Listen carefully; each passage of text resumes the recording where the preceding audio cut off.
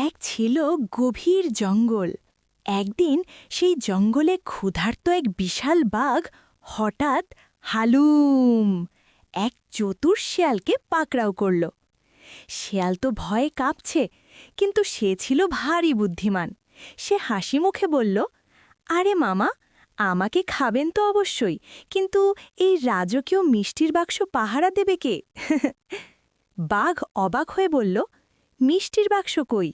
ওটা তো দেখে গাছের ডালে ঝোলানো একটা নোংরা থলে।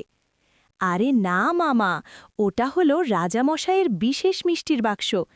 যে ওটাতে একবার থাবা দেবে, সে হয়ে যাবে বনের সবচেয়ে বুদ্ধিমান বাঘ। রাজা আমাকেই পাহারার দায়িত্ব দিয়েছেন। বাঘ তো লোভে অস্থির।